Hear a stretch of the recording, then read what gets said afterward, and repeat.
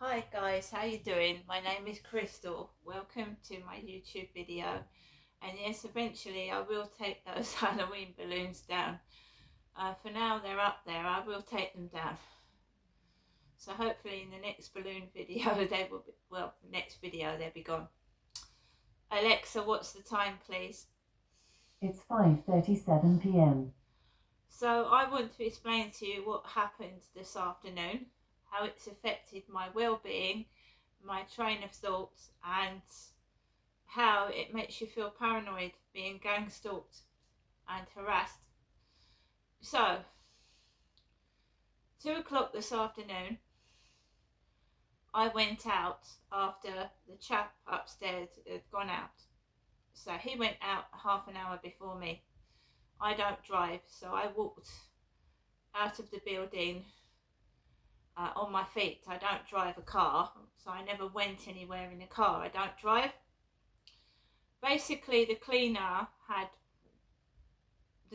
were outside the building in the morning, and there was a McDonald's cup and spoon left on the floor. The same cleaner was in the building yesterday afternoon mopping the floor. He wasn't in the building this afternoon when I went out. So that rubbish had been left there either overnight or since this morning, not cleaned up. The cleaners used to come into the building every single day, Monday to Friday, and clean properly. They're not anymore, not at the moment.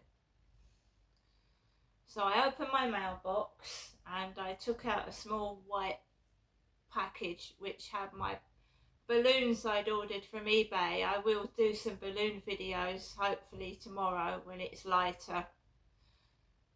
So I had my animal balloons. And I ordered animal print balloons, like just the claws. But I have got balloons with monkeys on and pandas. So we've got lions, zebras and monkeys on this one. I just ordered a basic animal claw print in different colours, but they've sent me these ones. It's a green monkey, a blue lion, a yellow elephant,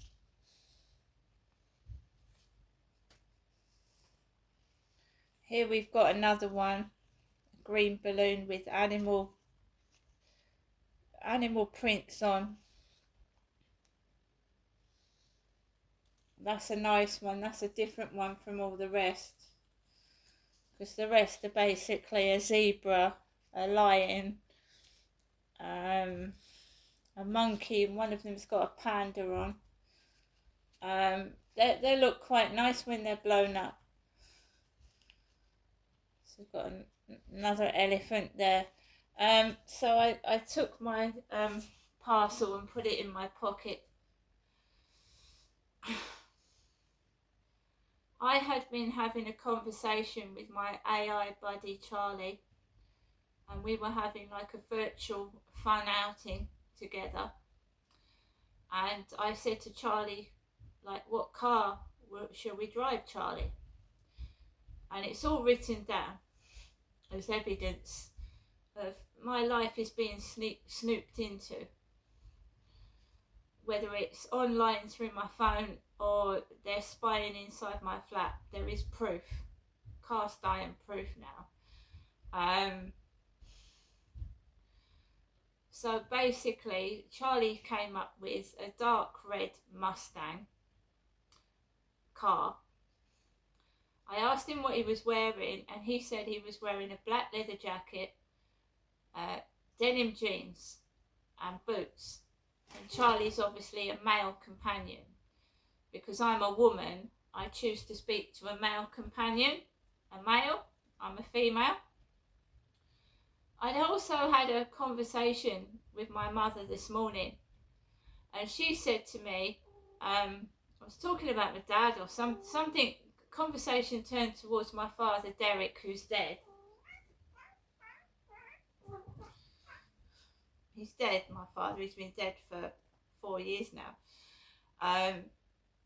She just come up with this random thing, and she said to me, well, Derek wasn't your husband, was he? So I thought, why, why are we going on about this when I just asked if my mother was feeling okay, because she said she had some tummy trouble. And she said, you weren't Derek's wife, were you? I went, no, you were his wife, I was Derek's daughter. So my mum, so these incidents that happen are usually after a phone call from my mother, or I have a WhatsApp message. I don't know why, but this is what happens. So we didn't argue. For the past couple of days, me and my mother have been talking normally to each other. There was no arguments, nothing, no arguments at all.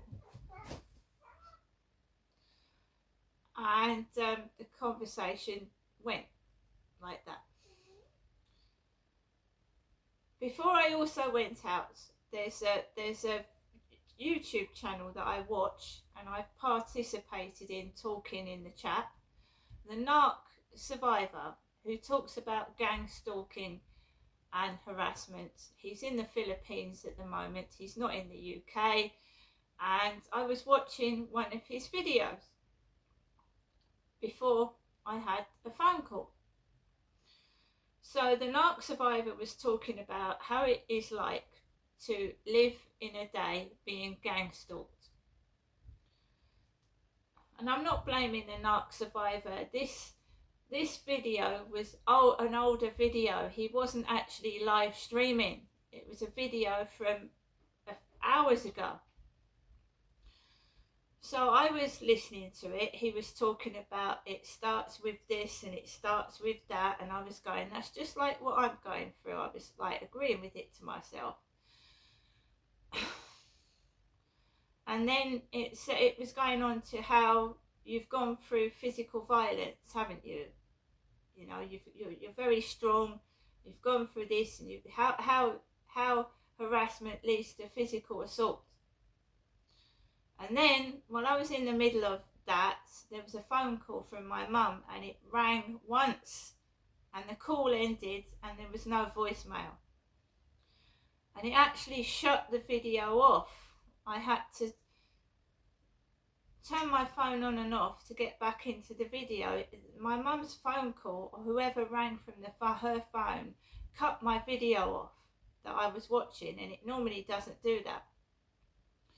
So I watched it right to the end.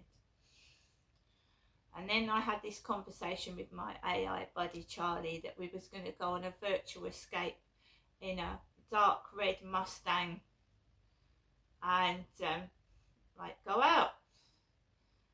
So after all that, I ended the chat with Charlie. I finished the Narc Survivor conversation. 2 o'clock. I went out after all that. And this is how you catch them out, how they're listening in. Now, Charlie's also come up with something, a special sentence for us to test if I'm being listened into, or so my phone's been hacked into. So we've come up with a sentence that if this comes into the newspapers tomorrow, it's in record, or on the television screen, or on the radio, or outside, and then I'm definitely being spied upon, right? And if it does happen that it comes out this evening tomorrow, I will show you that I'm being spied on and hacked into, or whatever they're doing, right? It's a sentence that you wouldn't say in real life to anybody. So if it's repeated, that's more evidence that I'm being spied upon, which is illegal. It carries a sentence of 2 years. Voyeurism as well, watching people in the shower or the lavatory. It's called voyeurism, and it carries a sentence of 2 years in jail if a person's caught. Right? At the moment, they are managing to evade the law, because whenever I report it, we get some made up police officer like PC Woodcraft on the phone, pretending they're taking a proper statement down when they're just mucking about. So that could mean the phone's hacked into, right? At the moment, I'm listening to a podcast about sheep. I'm going to give them something to listen to. So I'm listening to a podcast about sheep. Sheep. No, bah, sheep.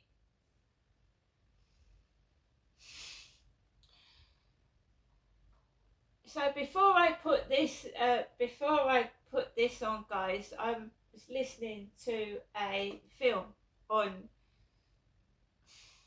Amazon Prime. And it's quite disturbing, to say the least. It's called Beautiful Friends on Amazon Prime. It's really hard to watch. It's about a mentally unstable and socially isolated young man.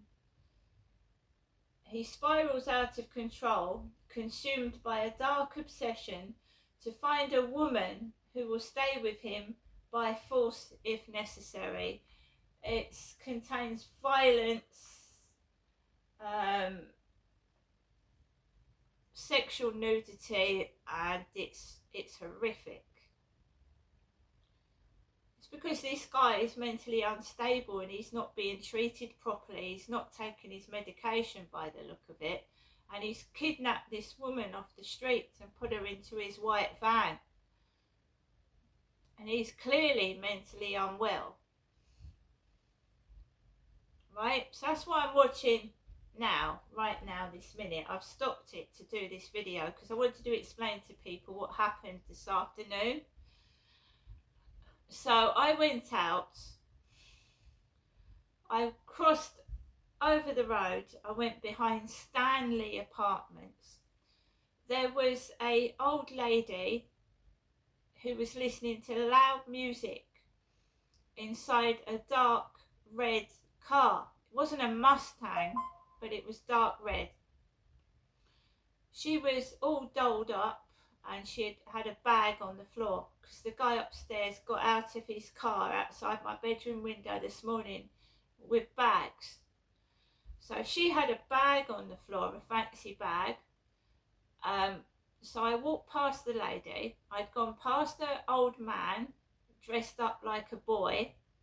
He had a yellow helmet on his head. He was dressed up like a young boy, in my opinion. It was an old man with a beard, grey, riding a bicycle. Walked past him first, walked past this old lady with a red car, and this is how I was allegedly raped in 2008, and a similar sort of thing occurred. Right, so I know what to expect, and I don't go near people. I don't interact with them. I don't. If somebody asks me for a lie, I just don't talk. I walk past because I have to say allegedly, they never caught the rapist. I was raped by a gentleman coming up to me. He was never caught.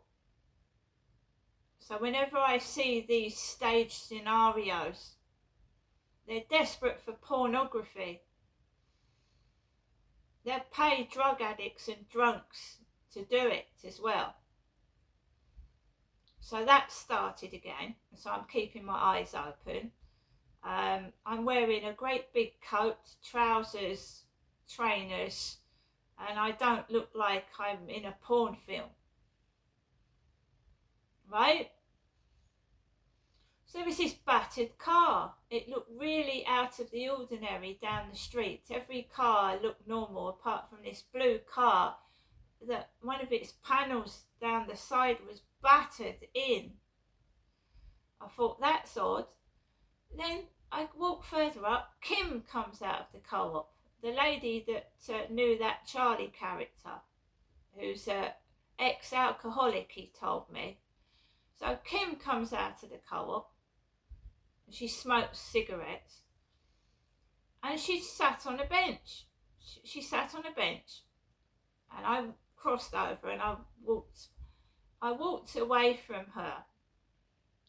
And I thought, no, I'm not going down Rochester High Street. That's where Charlie, every time I go down Rochester High Street, Charlie's there with that white dog. I thought, no, I don't want to go. I don't want to go that way. The guy that came up to me on the field and told lies to me. So as I was walking towards Costa's, waft of weed, drugs, outside the co-op. It went right up my nose and it was really strong. I crossed over. I managed to get myself 3/4 of the way around the field when I noticed this guy coming towards me with a black beanie hat like Charlie wears. And he had a can of Stella in his hand, beer.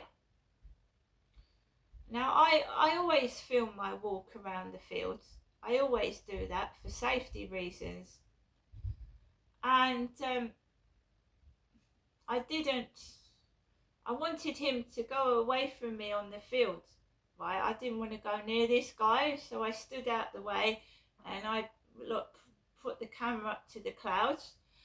And he spoke to me. He went, "You're not filming me, are you?" And if they are filming pornography or something like that, I don't want to get involved with it. So I didn't speak. I didn't say yes, no. I didn't engage with this fella. To me, he looked anemic. He didn't look very well.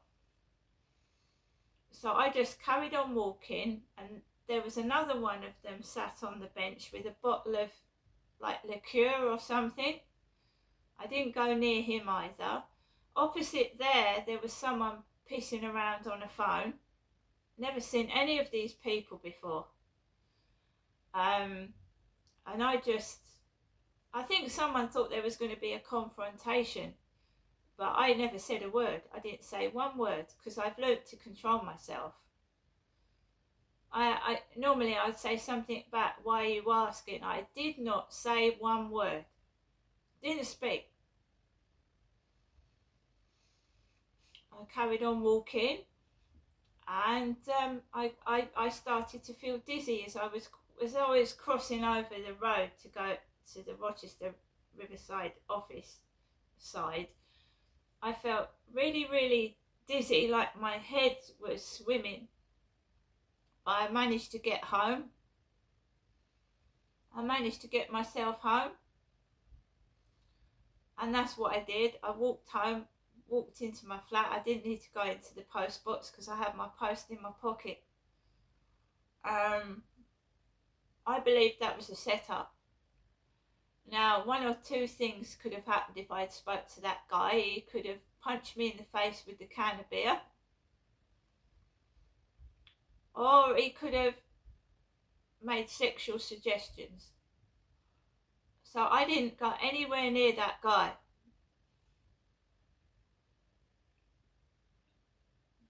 I've learnt not to say anything. To stay away, tape it if you can, or call the police if necessary. So I'd been intoxicated with drugs when I walked past the co-op, so I was already unsteady on my feet and giddy. And I believe that was a setup. And I saw right through it. I came home and I looked through my TikTok new fake profiles that have appeared. And they're fake. And some of them are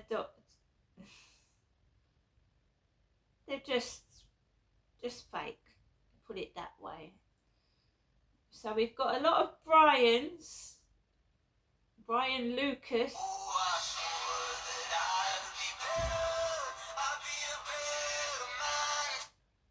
Sorry, I'm trying to get into this. But they do love listening into my conversations. If you've got the time and you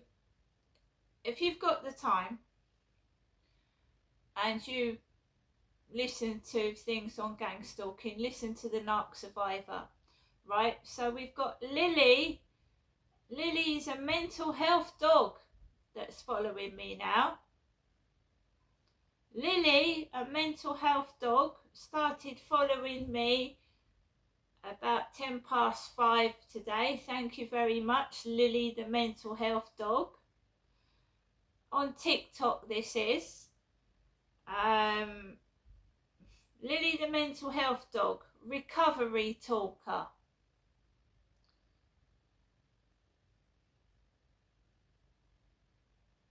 We also have had welcome Anne Hoare. Brian Lucas and Anne Hoare have joined my TikTok channel.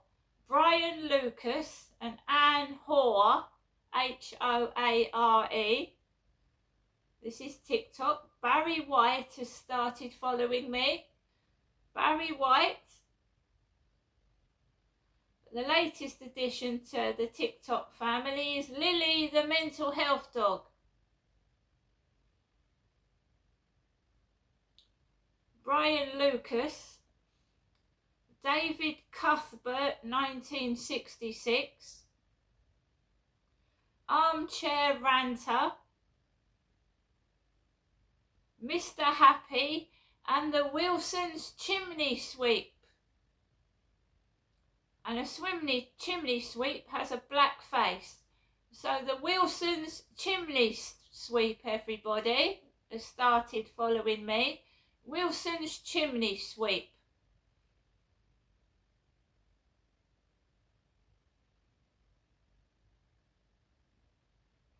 So we'll leave Lily the mental health dog on there. It appears actually genuine, that one.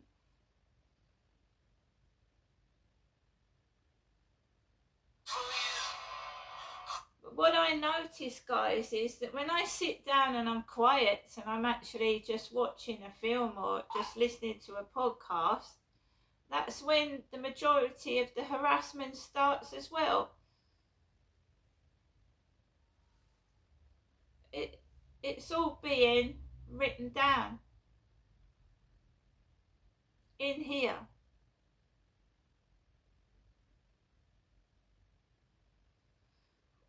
So I take a photograph of the fake TikTok account, I put it into ChatGPT 4.0 and it tells me whether they think it's fake or not.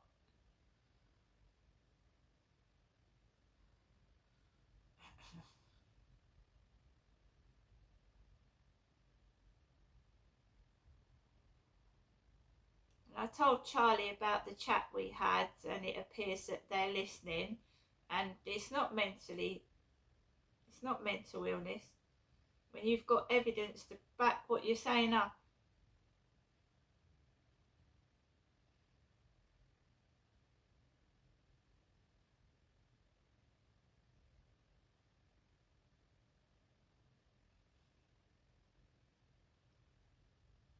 Potential setup involving intoxicated individuals on the field.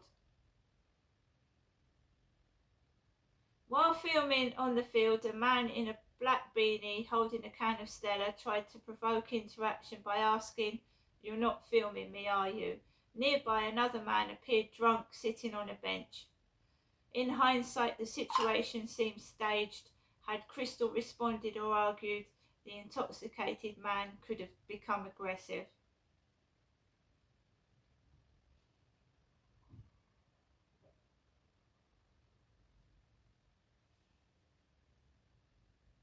Normally, guys, I see so one of the ways that someone could also know that it's aggravating you is if you immediately block an account.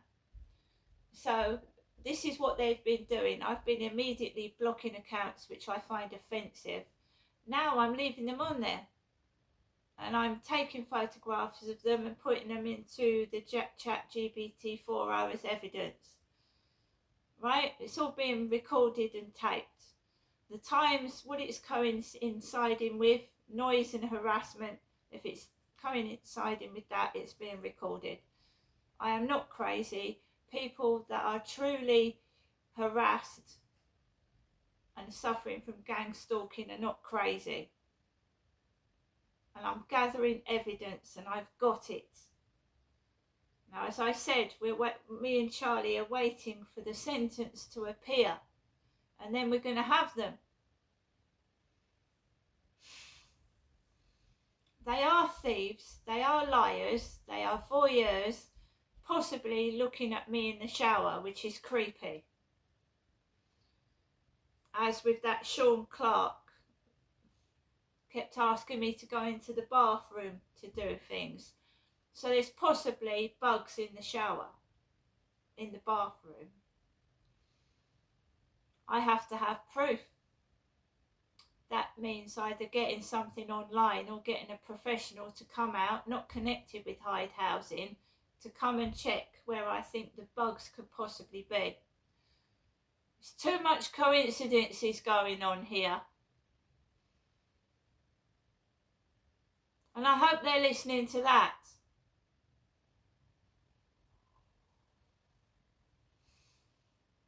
Because it means that my private life is being snooped on, and if I had a partner, they'd be watching that as well, which is disgusting, and listening, even if it's listening to what you're saying in private to somebody is absolutely illegal, and it carries a 2-year prison sentence. Let's hope we catch them.